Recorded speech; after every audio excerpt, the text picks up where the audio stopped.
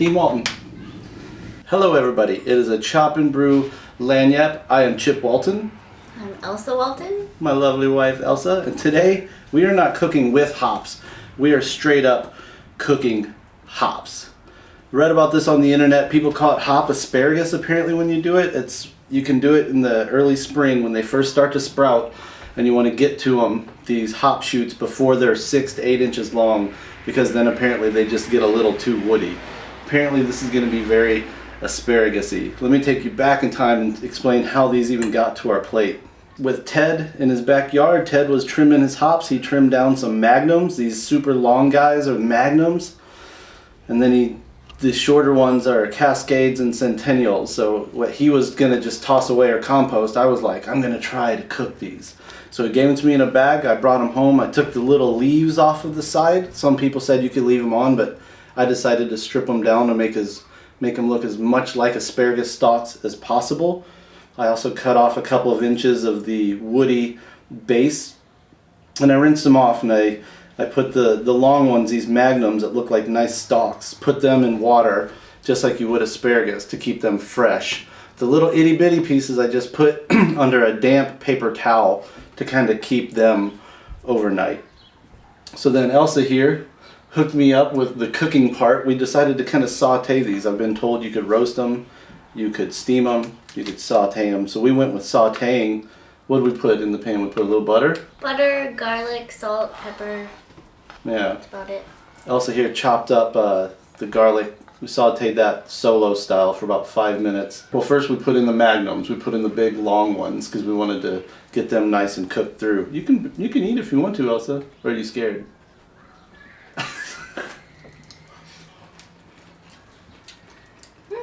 We put in the long ones first, the magnums, and as you can see they could barely fit in there, a couple of them. They were pretty long.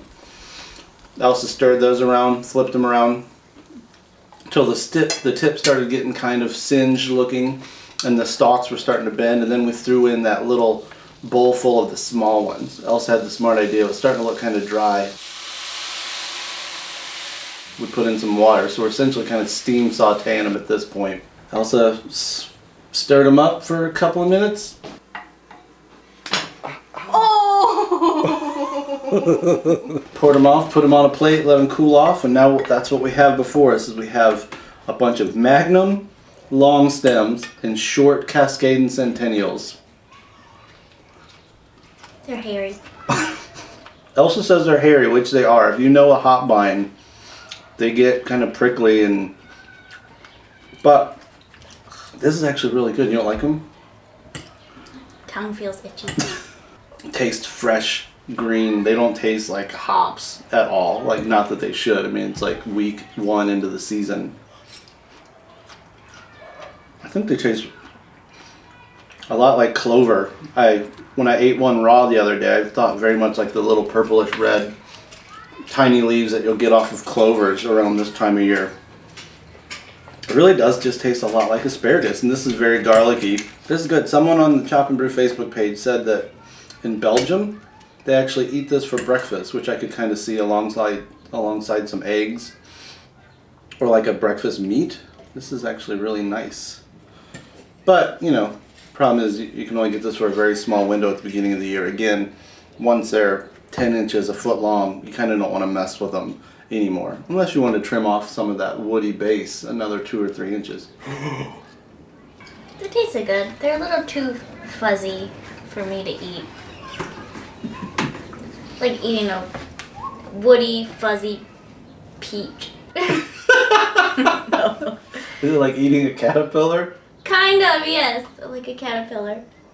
Well, it's a good thing that Elsa also made an amazing salad for dinner, because it doesn't seem like she's going to get her daily nutrition from the hops.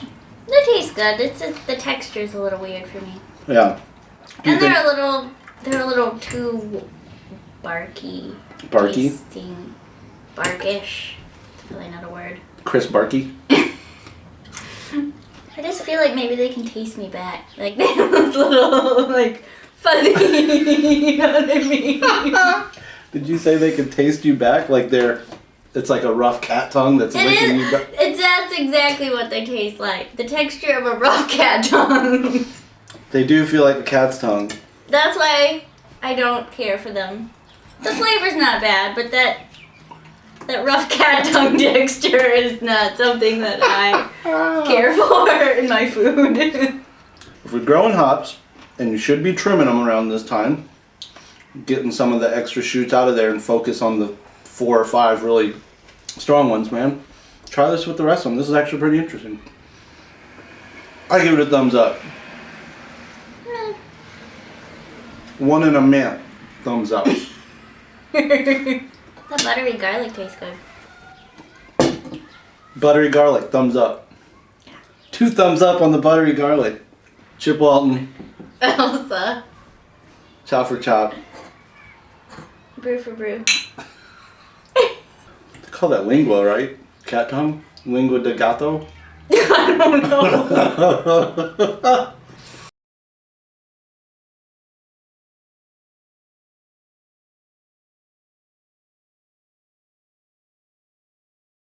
Good evening, everybody.